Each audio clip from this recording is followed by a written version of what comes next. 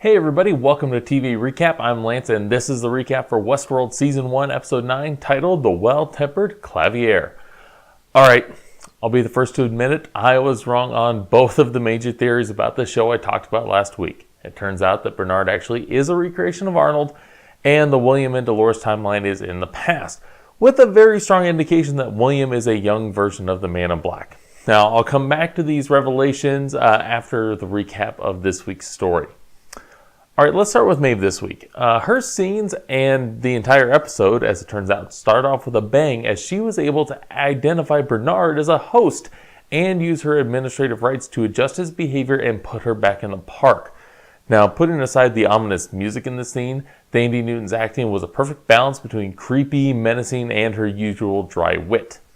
Now, the best point was her pointing out that she could force Bernard to do whatever she wanted, but that would make her like the humans. Now, that line was so strong, it was even made more effective when she used it on Hector. The recruitment scene with Hector managed to capture her attitude well, but I was actually a little let down in Hector's reluctance to go along with her plan. His chaotic attitude in the prison from a few weeks ago would have led me to believe he would jump at the chance to be part of this type of revolution against the world. But the powerful ending in the fiery tent did give a great lead into the finale next week. Now, before we get to the meatier main storylines, I want to touch on Stubbs quickly.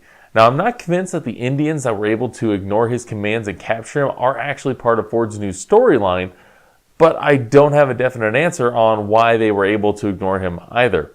I get the feeling like there's some unknown party at play here, perhaps a remnant of Elsie's programming or some influence by Arnold, and we'll have to wait and see about that one. Now on to the Man in Black. The minor reveal in this episode is that he's actually a member of the board of the company, and we see him unsurprisingly vote for it out as he believes he's following Arnold's storylines. Now, the big reveal that came from these scenes is that Teddy's memories about what happened in Escalante from his backstory aren't entirely accurate to what we've seen. The Wyatt storyline seems to be a rewrite about whatever the disaster in Escalante 30 years ago was, when Teddy played a sheriff. So the question then is, who was the original Wyatt? The gang following Wyatt seem to know, and they're waiting for Teddy to go through enough cycles to be ready to join them. So I'm thinking that these hosts could actually already be on their way to unlocking sentience, but we still don't have enough information to make a definite call on that. Staying in the park, we got a big twist from the William and Dolores storyline, revealing that we're actually seeing a past memory of Dolores, based on the raw mechanical nature of the host in these scenes. Now, a few weeks ago, the Man in Black told Teddy about how the host used to be just servos and wires until the park upgraded them to flesh and blood. Now, based on the when are we scene from last week, we can now place this timeline somewhere between the Escalante disaster and the present day.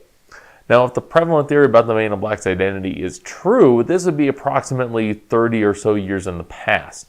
And then the final preparation for the finale shows us that both Dolores and the Man in Black have made it to Escalante together. Now, wrapping up the recap this week, let's talk about Bernard. This was a brick through the window reveal, shattering my ideas about what was actually going on. I had initially thought Bernard was a host built by Arnold, but it turns out Ford built Bernard as a replacement for Arnold. Now, my concern about the timeline of this theory was resolved by showing that Ford didn't actually build Bernard until years after Arnold's death, giving enough time for anyone who knew Arnold to be gone. We found out that all of the conversations between Bernard and Dolores were actually conversations between Arnold and Dolores when Dolores was first gaining sentience. And we find out that Dolores was the one to kill Arnold. Now, the show did a fantastic job balancing the slow burn of the reveal through the episode with the desperate feeling in the final scene between Ford and Bernard. The biggest thing I took away from the end of this episode is that Ford and Bernard have had this same conversation before, presumably with the same result over and over. Now, whether or not this means that Ford will rebuild Bernard remains to be seen, but the tracking shot of Ford leaving the room after laying out the narrative was gut-wrenching. Now, the theory I mentioned earlier pertains to the identity of the Man in Black. Now that the two timeline theory has been confirmed, I think I'm actually on board with the idea that William is actually the younger version of the Man in Black.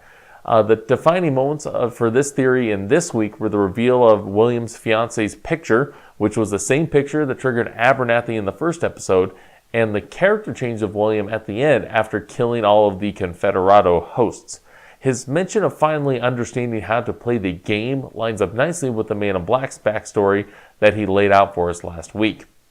Now, we don't have concrete proof of this theory yet, but I think the fact that Dolores thought the Man in Black was William in Escalante is plenty of foreshadowing for the finale. All right, so what did you guys think about this week's episode?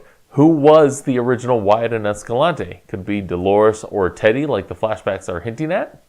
How will Ford handle a business attack and a host attack at the same time? And what are the odds of Bernard coming back next week? Now, we've got a 90-minute finale, so I'm really looking forward to seeing how everything gets tied up. Go ahead and leave any comments that you have below this video. Follow me on Twitter at TV Recap for weekly video updates, and make sure to hit subscribe below to make sure you don't miss any of my future episodes. Now, next week, I'm also hoping to have a full season recap video and a season discussion video to go along with the final recap, so keep your eyes open for those. Thanks for watching, everybody, and I will see you next week for more Westworld.